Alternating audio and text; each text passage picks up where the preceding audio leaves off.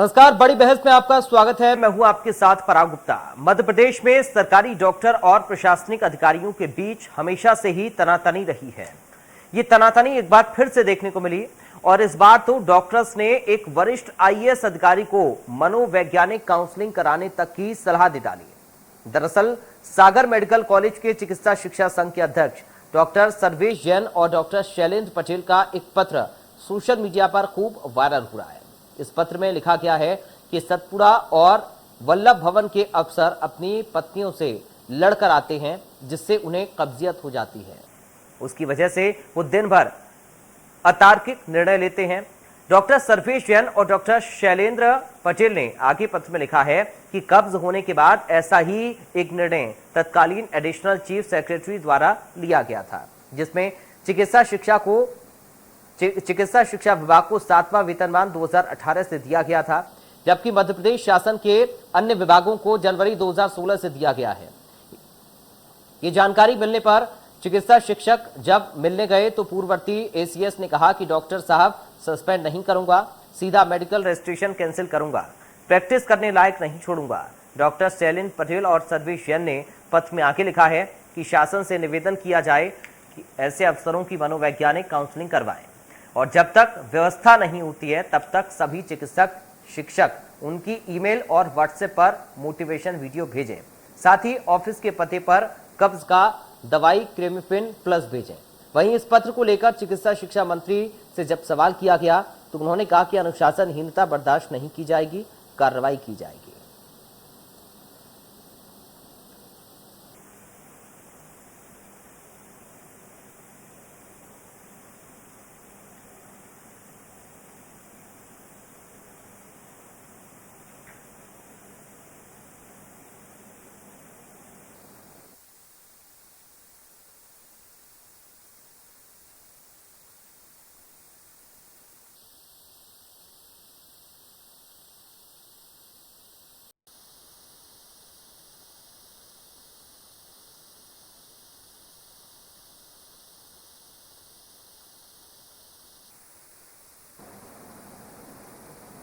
दरअसल ये जो पत्र आप अपनी टीवी स्क्रीन पर देख रहे हैं, ये लगातार अब सोशल मीडिया पर निशाना वायरल हो रहा है।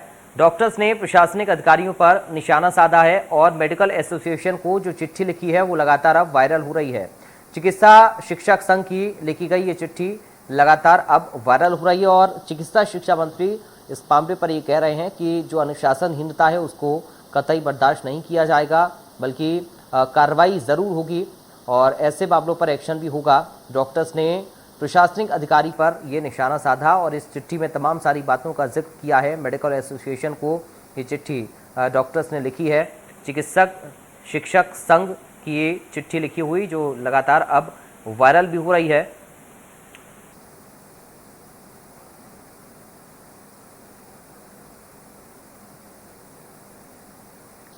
और साथ दो खास मेहमान जुड़ गए हैं, सीधा आपका परिचय करा दूं। हमारे साथ रिटायर्ड आईएएस अधिकारी हैं डीएस राय। डीएस राय जी, आपका स्वागत है सर इंडिया न्यूज में।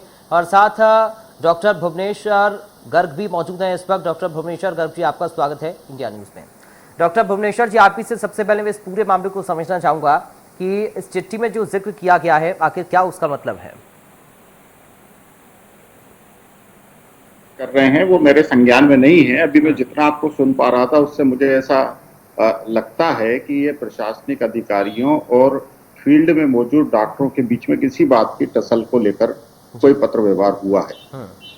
चिकित्सा शिक्षा मंत्री विश्वास सारंग जी ने जैसे कहा है, ये बिल्कुल नीति नियंत्रक बात है कि अनुशासनहीनता बर्दाश्त नहीं की जाएगी और की भी नहीं जाना चाहिए। लेकिन पराग जी, सवाल ये है कि अनुशासनहीनता किसकी तरफ से, किस मुद्दे पर और उसके पीछे कारण क्या है? देखिए, हम लोग लगातार पिछले कई दशकों से इस बात की मांग कर रहे हैं कि जिस तरह से आईएएस आईपीएस लॉबी है उस तरह से आईएमएस क्यों नहीं बनने दिया, इंडियन मेडिकल सर्विसेज, जो विधा सबसे इंपॉर्टेंट है समाज के लिए, जिस विधा का डायरेक्ट लिंक है जनता के साथ, जिसके लिए जो क्रियान्वयन करने वाले क्षमतावान अधिकारी होने चाहिए वो मेडिकल फील्ड से होने चाहिए। तो ऐसा क्यों नहीं किया गया? ये बेहद संगीन और बेहद आवश्यक कदम था जिसको उठाया जाना चाहिए था आजाद भारत में, क्योंकि हमने पूरी तरह से व्यवस्था जो हमारी गुरुकुल और वेदियों की थी जगह जगह गांव-गांव में वैद्य होते थे, लोगों को उपचार बहुत आसान सस्ता मिल जाता था, अपनी पर्सनल केयर मिल जाती थी। उसको हमने एलोपैथी में तो कन्वर्ट कर दिया। उसको हमने अच्छे बड़े अस्पतालों का नाम देकर, जिसमें अंग्रेजी उचित उपचार, इसमें कोई संदेह नहीं है। मैं खुद एलोपैथिक सर्जन हूं और मैं जानता हूं कि एलोपैथी की बेहद विख्यात धाराएं हैं जिसमें अल्टीमेटली आना ही होता है। लेकिन इन सबको हमने एक सामूहिक प्रयास के तहत इंडियन मेडिकल सर्विसेज बना के भारत की विधाओं को, जिसमें कि सारी विधाएं शामिल होती, आयुर्वेद भी होता, हर्बल भी होता, नेचुरल केयर भी होती है, और हम उसमें जो विशेष योग्यता है सर्जिकल स्पेशलिटी की या ऑप्स गायनी स्त्री रोगों की या कोई भी ऐसी इंटेंसिव केयर वाली, उसको हम शामिल करते तो संभवतः हम दुनिया भर पर राज कर रहे होते। लेकिन हमने इसको बाबुओं के हाथ में क्यों जाने दिया? मेरा बहुत स्पष्ट सवाल है कि अनुशासनहीनता किसकी तरफ से? ये बाबू जो एयर कंडीशन कमरों में बैठते हैं और वहां से वो लगाम कसते हैं, उनको ये नहीं पता होता कि आज कौन सा आदेश जारी करना है, कल कौन सा आदेश जारी करना है। हमने कोरोना काल में कितनी ज्यादा धृष्टताएं देखी हैं इन लोगों की, कि जिन्होंने पूरा सिस्टम को नाकारा बना के छोड़ दिया। इनके लिए कोई जवाबदेही नहीं है कि फर्जी किट्स खरीदी गई कोरोना जांच की, फर्जी उपचार के लिए अपने अपने चहेते अस्पतालों को लाखों करोड़ों के इन्होंने बिल्डर पकड़ा दिए, और आम आदमी क्या करता रहा, डॉक्टर क्या करते रहे, बेचारे पिसते रहे यहाँ से वहां तक। तो बहुत स्पष्ट सी बात है कि अनुशासनहीनता है, घोर अनुशासनहीनता है। लेकिन किसकी तरफ से? इसकी जांच होना चाहिए और इसके ऊपर कड़ी कार्रवाई होना चाहिए। ठीक है, DS राय जी, सर मैं चाहूंगा इस पर आप टिप्पणी करें, किस तरीके से इस पूरे मामले को आप समझ पा रहे हैं?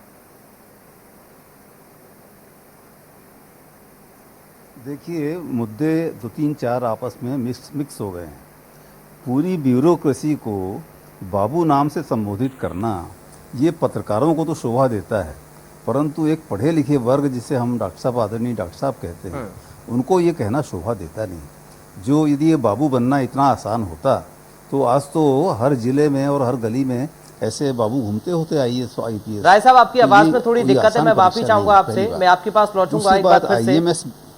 मैं आपके पास एक बार फिर से लौटूंगा सर। भुवनेश्वर जी से एक बार फिर से मेरा सवाल है। भुवनेश्वर जी, लेकिन तंज भरे लहजे में इस तरीके की टिप्पणियां निजी तौर पर करना, क्या ये सही? और ये देखिए सर, क्योंकि अनुशासनहीनता की जब बात हो रही है तो ये चिट्ठी तो अब वायरल हो रही है, अब सभी लोग इस चिट्ठी को देख रहे हैं और पढ़ रहे हैं कि इसमें क्या क्या लिखा हुआ है।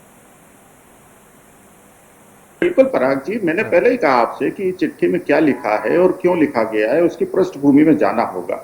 और अगर कहीं पर कोई अनुशासनहीनता है, चाहे वो डॉक्टरों की तरफ से हो, चाहे वो एयर कंडीशन कमरों में बैठे बाबुओं की तरफ से हो, उसके ऊपर एक कड़ी कार्रवाई। लेकिन वो कार्रवाई कैसे होगी, आप मुझे समझाइए ना।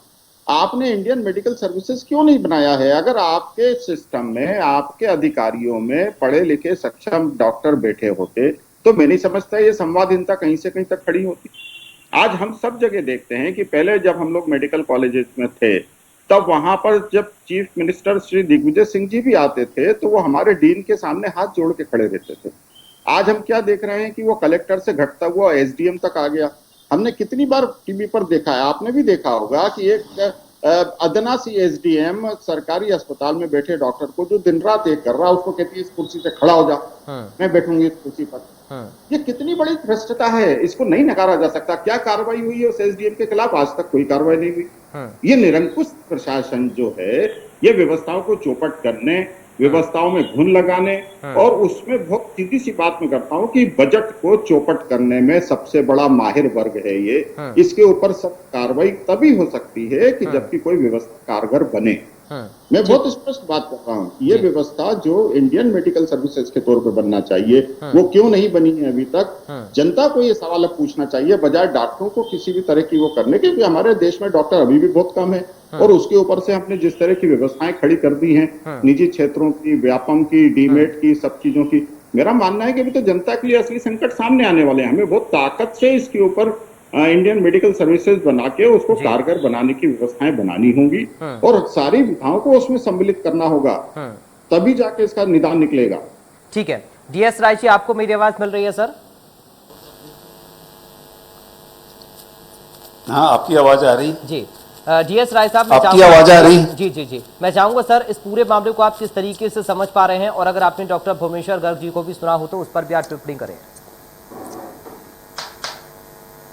जी, मैंने पूरा ध्यान से सुना डॉक्टर साहब की बातों को, और मैं ये कह रहा था पहले कि और मैं ये कह रहा था कि जो ये बाबू जो है, बाबू शब्द का प्रयोग करना, ये प्रशासनिक अधिकारियों के लिए, वो भी राष्ट्रीय स्तर के, ये या प्रदेश स्तर के, ये बहुत शोभनीय नहीं है।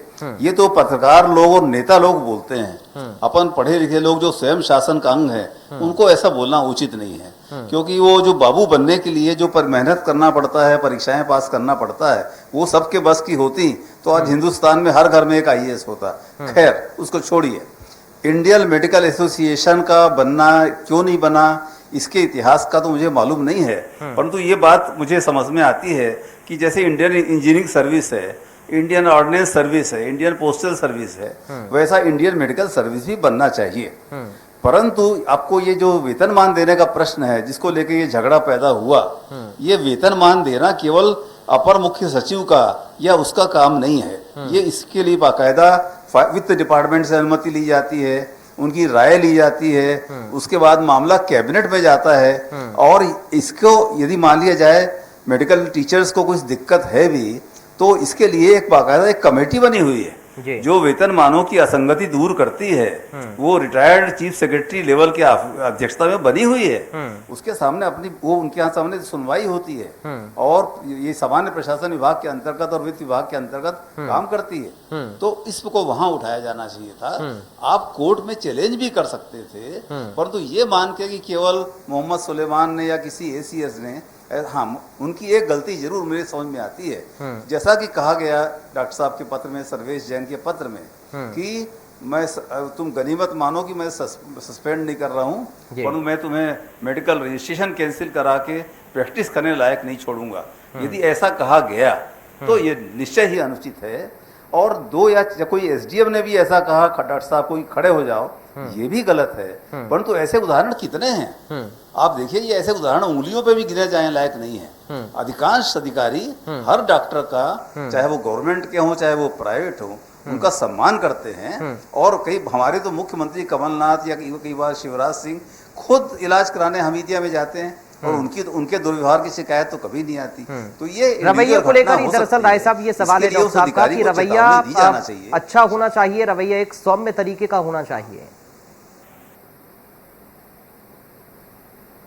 बिल्कुल सही बात है। ये यदि एसीएस ने ऐसा कहा एक डेलीगेशन को, तो ये निश्चय ही आपत्तिजनक है। उनको तुरंत उसी समय यहाँ रुककर मेडिकल एजुकेशन मिनिस्टर से या मुख्यमंत्री से मिलकर अपनी बात कहना चाहिए था। परंतु उसका ये तोड़ ये नहीं है, उसका इलाज ये नहीं है कि आप कहें कि अधिकारी पत्नी से लड़कर घर में आते हैं, ऑफिस में आते हैं और उनको कब्जियत रहती है। आपको कैसे मालूम? और क्या सबके बारे में आपने कैसे कह दिया? ये आप नाम लिखते, और ये नितांत पर्सनल बात है। यदि अच्छा, मैं अब डॉक्टरों का भी, मैं जहाँ मैं खुद डायरेक्टर आयुर्वेद रह चुका हूँ, एडिशनल सेक्रेटरी मेडिकल एजुकेशन 20 साल पहले रह चुका हूँ। डॉक्टर लोग अच्छे इंसान होते हैं, अपने विषय के जानकार होते हैं, परंतु हर विषय का जानकार, अपने विषय का जानकार अच्छा प्रशासक हो, ये बिल्कुल जरूरी नहीं है। और ये मैं देख चुका हूँ कि जो मेरे साथ जॉइंट डायरेक्टर या डिप्टी डायरेक्टर काम करते थे, वो ट्रांसफर करने में, वो बाबुओं को से डील करने में, लोगों से डील करने में वो बड़े कमजोर सिद्ध होते थे। निर्णय लेने की क्षमता नहीं होती थी, वो काम को टालते थे, हर बात दूसरों से पूछते थे। तो ये कहना कि आईएमएस बन जाए तो सभी समस्याओं का समाधान हो जाएगा, मैं इसको नहीं मानता। हमको अच्छे प्रशासकों की जरूरत और नीति निर्माताओं की जरूरत। अब जो कोरोना काल में यदि आप कहें तो एक डॉक्टर वी के पॉल बैठे हुए हैं, कोई डॉक्टर पॉल जो योजना नीति आयोग के सदस्य हैं, और वो चाइल्ड स्पेशलिस्ट हैं, और वो पिछले 2 साल से कोरोना को डील कर रहे हैं भारत सरकार में। ये क्या बात हुई? क्या नॉलेज है उनका कोरोना के बारे में? तो ऐसा नहीं है, डॉक्टर से भी गलती होती है और अधिकांश लोग जानते हैं भाई, ठीक है, ताली दोनों हाथ से बजती जी। यदि प्रशासनिक अधिकारियों की गलती है तो। लेकिन राय साहब, डॉक्टर्स भी देखिए इतनी पढ़ाई लिखाई करने के बाद इस पद पर बैठते हैं और एक सम्मान डॉक्टर्स का होता है। कोरोना काल के दौरान हमने जिस तरीके से देखा डॉक्टर्स ने सेवा की है, लेकिन सवाल यह है कि डॉक्टर्स भी इस बात को अच्छे से समझते हैं कि आखिर क्या कुछ प्रक्रिया, क्या कुछ प्रोसेस प्रशासनिक स्तर पर होता है। तो क्या ये कोई पुराना टशन का नतीजा तो आपको नजर नहीं आता है? क्योंकि इससे पहले भी इस तरीके की तनातनी प्रशासनिक स्तर पर हल्की फुल्की देखी जाती रही है।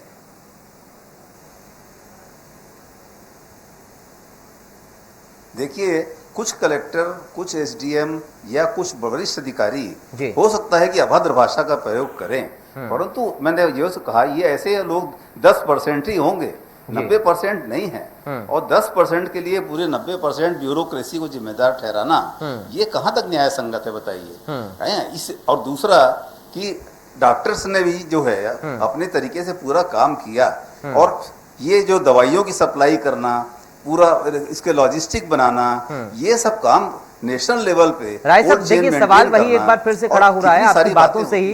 मैं माफी चाहूंगा, बीच में आपको इंटरप्ट कर रहा हूं, क्योंकि जो 10% का आप जिक्र कर रहे हैं वही 10% की वजह से इस तरीके का माहौल बनता भी है। जी जी सही बात, ये बात तो सही है, और उनके खिलाफ कार्रवाई भी होना चाहिए, इसमें कोई दो मत नहीं है। किसी सरकारी अधिकारी को किसी सरकारी दूसरे अधिकारी के साथ दुर्व्यवहार करने का हक नहीं है। उसी प्रकार से डॉक्टरों को भी निजी तौर पे बातों को लाकर और उसको वायरल करने की जरूरत है। ठीक है डॉक्टर भुवनेश्वर गर्ग जी, मैं आपसे आपके पास सर मैं आ रहा हूँ। ये जो प्रक्रिया एक होती है प्रशासनिक स्तर पर, क्या उस प्रक्रिया के तहत ही कार्रवाई के लिए मांग नहीं की जानी चाहिए थी? अगर कोई ऑब्जेक्शन है तो क्या सोशल मीडिया पर इस तरीके की भाषा का इस्तेमाल करके कोई भी चिट्ठी वायरल कर देना, क्या ये डॉक्टर्स के पद और उनकी गरिमा को शोभा देता है? गर्ग साहब जी, मैंने आपको शुरू में ही कहा कि ये चिट्ठी क्या है मेरे संज्ञान में नहीं है, और मैं आप ही के चैनल पे सुन रहा हूँ उसको, तो इसलिए मैं उसके ऊपर बहुत स्पष्ट सी बात कहता हूँ कि अनुशासनहीनता जिस भी तरफ से हुई हो उसके खिलाफ कार्रवाई होनी चाहिए, इसमें कोई संदेह की बात नहीं है। और हमारे विश्वास सारंग जी ने भी बहुत साफ साफ बात कही है कि हम अनुशासनहीनता बर्दाश्त नहीं करेंगे। अब ये सिस्टम को तय करने दीजिए कि गलती कहाँ से शुरू हुई, डॉक्टरों की तरफ से हुई कि सिस्टम की तरफ से हुई। और मैं राय साहब से हाथ जोड़ के माफी मांगता हूँ अगर वो मेरे किसी शब्द से नाराज हुए हैं तो, लेकिन एक बहुत बेसिक सी बुनियादी सी बात है कि मैंने एक व्यवस्था को उठाने की बात की है, और अगर मैं व्यवस्था उठाने की बात कह रहा हूँ जो मैं पिछले 30 साल से बात कर रहा हूँ कि इंडियन मेडिकल सर्विसेज बनाई जानी चाहिए थी। आप कहते हैं कि प्रशासन का अनुभव नहीं है। जो डॉक्टर इमरजेंसी में क्षणिक सेकंड्स के अंदर किसी की जान बचाने का निर्णय ले रहा है, आप उसको इतना निकर्मण्य मानते हैं कि उसके अंदर क्षमता नहीं है काम करने की? आप कह रहे हैं कि साहब IAS IPS इतना बड़ा बन के आ गया, इतनी पढ़ाई करके आ गया, इतनी मेहनत करके आ गया, तो हम डॉक्टरों ने भाड़ धूं की है? 10-10, 20-20 साल मेहनत करके पढ़ाई करके हम लोग जो अपनी दिन रात एक करते हैं, आप 6 घंटे ड्यूटी करते हैं अपने ऑफिस में, एयर कंडीशन ऑफिस में, हम 12-12 घंटे 48 घंटे लगातार ड्यूटियां करते हैं अस्पतालों में। सर उस बात को समझने की कोशिश करिए, पीड़ा सब तरफ से होती है और सबको होती है। मेरा मानना है कि अनुशासनहीनता है तो उसके जड़ में जाना चाहिए और उसके ऊपर कार्रवाई होना चाहिए, और इंडियन मेडिकल सर्विसेज बनाने का समय आ गया है। अगर ये नहीं होगा तो ये जो निरंकुश बाबू बैठे हैं, फिर बाबू शब्द इस्तेमाल करता हूं, ये जो निरंकुश बाबू बैठे हैं ये ढेर समस्याएं खड़ी करेंगे आने वाले समय में। ठीक है, लेकिन डॉक्टर साहब इसके लिए आप लोगों की ओर से क्या कोई लिखित में मांग की भी गई है जो आप मांग कर रहे हैं? इसके लिए आपने कोई पहल की अपनी तरफ से? डॉक्टर्स को इसके लिए पहल तो करनी पड़ेगी ना, अगर आप लोग मांग कर रहे हैं तो। नहीं पराग जी, मैंने कहा ना कि मैं इस विषय से अभी अवगत नहीं हूं, इसलिए मैं इसके ऊपर कोई कमेंट नहीं कर पा रहा हूं, लेकिन निसंदेह मेडिकल टीचर्स एसोसिएशन बना हुआ है, डॉक्टर्स एसोसिएशन बना हुआ है, मेरा मानना है इनको उसके जरिए जाना चाहिए था। और हमारे मुख्यमंत्री जी संवेदनशील हैं, चिकित्सा शिक्षा मंत्री संवेदनशील हैं, मुझे लगता है उन तक बात पहुंचाई जाना चाहिए थी। और अगर पहुंचाने के बाद भी कार्रवाई नहीं हुई है और फिर इस तरह का कोई निर्णय हुआ है तो ये बड़े दुख की बात है। ठीक है राय साहब, देखिए अनुशासनहीनता वाली बात है, इस बात को विश्वास सारंग जी भी कह रहे हैं कि अगर कोई भी अनुशासनहीनता करेगा, चाहे वो कोई भी हो, किसी भी डिपार्टमेंट से हो, तो कार्रवाई होनी उस पर होगी और होनी भी चाहिए। जाहिर तौर पर अगर इस तरीके के मैटर सोशल मीडिया पर सामाजिक तौर पर बाहर आए तो इससे छवि खराब होती है डिपार्टमेंट्स की।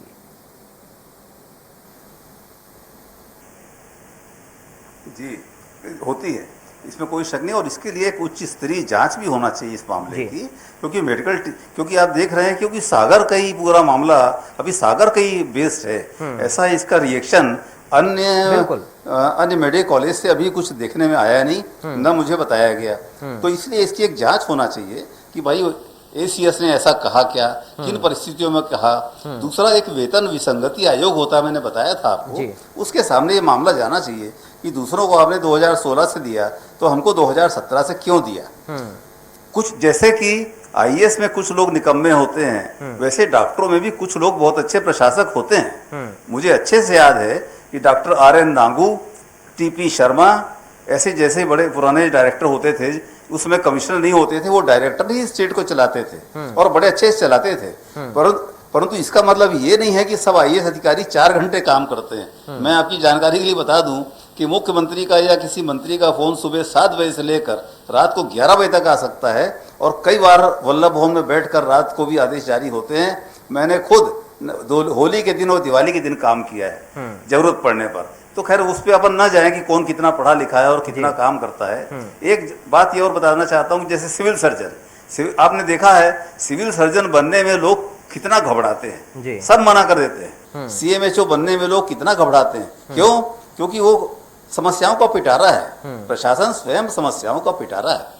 डॉक्टर अपनी लोग पेशेंट की जांच बचाते हैं, 24-24 घंटे काम करते हैं। जो अपने रेसिडेंट्स होते हैं, रेसिडेंट्स तो बहुत काम करते हैं। मैंने मेडिकल मैनुअल लिखा है सरकार के लिए, पूरा मैं उनके कर्तव्यों से और उनकी जिम्मेदारियों से वाकिफ हूँ। परंतु एक दूसरे को ब्लेम करने के बजाय हमको वैधानिक तरीके से मुख्यमंत्री को शिकायत करना चाहिए, वेतन विसंगति आयोग को शिकायत करना चाहिए और निजी कमेंट करने से बचना। ठीक है गर्ग साहब, एक बहुत जल्दी से आखिर में फाइनल बहुत संक्षिप्त में आपका कमेंट, काबिलियत पर सवाल ना उठे ये बेहतर होगा, क्योंकि देखिए काबिल डॉक्टर भी हैं और काबिल अफसर भी हैं, दोनों ने कड़ी मेहनत करके पढ़ाई की और अपने अपने पद तक पहुंचे हैं। नहीं, बिल्कुल पराग जी, इसमें कोई संदेह नहीं। मैंने कहा ना कि मैंने किसी के ऊपर व्यक्तिगत आक्षेप कोई नहीं किया है, और अगर किसी को बुरा लगा है तो मैं हाथ जोड़ के माफी मांगता हूं। लेकिन मैं बहुत स्पष्ट बात कर रहा हूं कि हमने व्यवस्था नहीं बनने दी, इसलिए समस्याएं खड़ी हो रही हैं, और इस व्यवस्था को नहीं बनने देने के कारणों की जांच होकर व्यवस्था बनाई जाना चाहिए। इंडियन मेडिकल सर्विसेज बनेगा तभी इस विधा का विकास हो सकता है, तभी इसके अंदर तर्क संगत निर्णय हो सकते हैं। ये मेरा बहुत स्पष्ट मानना है। चलिए, बहुत शुक्रिया भुवनेश्वर गर्ग जी आपका चर्चा में जुड़ने के लिए। डीएस राय जी आपका भी बहुत शुक्रिया सर चर्चा का हिस्सा बनने के लिए। तो कुल मिलाकर फिलहाल ये चिट्ठी अब सोशल मीडिया पर वायरल तो हो रही है, डॉक्टर्स ने जो प्रशासनिक अधिकारियों के ऊपर आरोप लगाए हैं। खैर, चिकित्सा मंत्री विश्वास सारंग ने इस मामले को अपने संज्ञान में भी लिया है। उन्होंने साफ तौर पर कहा कि अनुशासनहीनता किसी भी सूरत में बर्दाश्त नहीं की जा सकती है, इस पर एक्शन भी होगा। फिलहाल दीजिए इजाजत, आप बने रहिए, देखते रहिए इंडिया न्यूज़।